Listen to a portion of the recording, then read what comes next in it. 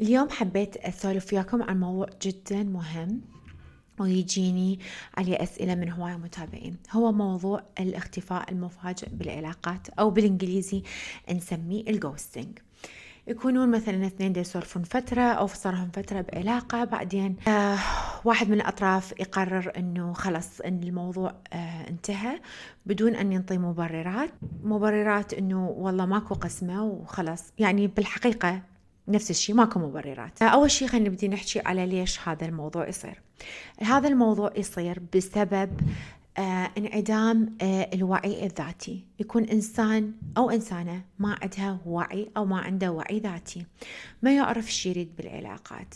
فمثل ما نقول بالعراقي حكاية توديه وحكاية تجيبه. مثلا أهله يقولوا له إيه العلاقة زينة، يقول أوكي أروح بهالعلاقة أو أخطبها.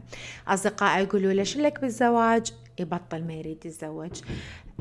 حسب مثلا يسمع قصة أحد فاشلة يقول أنا هم أنا ما أريد أتورط. فيكون إنسان متذبذب، ما عنده ثقة بنفسه وما عنده وعي ذاتي كافي. هذا السبب الأول.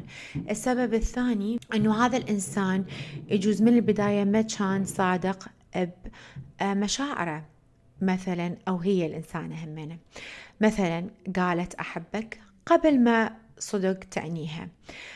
قالت تريد تنخطب أو تتزوج، بس هي يعني بالحقيقة ما تريد تستمر بهالعلاقة، فأكو عدم صدق بالمشاعر. الاحتمال الثالث هو أنه هذا الشخص أو هاي الإنسانة ما عندهم الشجاعة الكافية حتى يقولون شنو اللي صار، شنو المشكلة اللي تواجههم، يفضلون انه ما يقولون شيء ويختفون. فخلينا نجي هسه على الشخص اللي انعاف او ال person who got ghosted.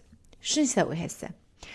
اولا، هل انت او هل انتي لازم تريدون ترتبطون بشخص هيجي، شخص ما عنده وعي، شخص لا يملك الجرأة انه يقول شنو دا يصير، او شخص كذب عليكم بالمشاعر؟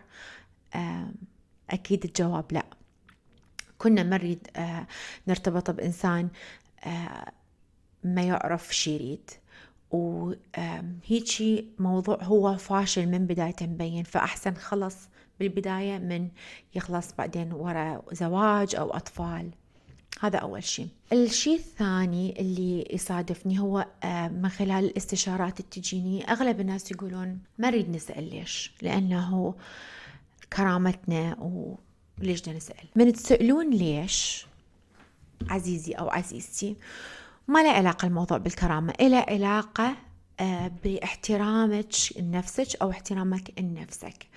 لازم نعرف ليش، لأن هذا حق من حقوقنا. هذا مو هم كيفهم يبدون يسولفون ويقولون احنا جادين بالموضوع ونريد نستمر، وبكيفهم يقررون خلاص كل شيء انتهى. لازم نسأل ليش حتى نعرف شلون نتصرف بالعلاقة الجاية. هذا السؤال ليش هيك صار والاستفسار ما له علاقة بهالوضع اللي دا يصير هسه، بهالعلاقة اللي أصلا هي فشلت.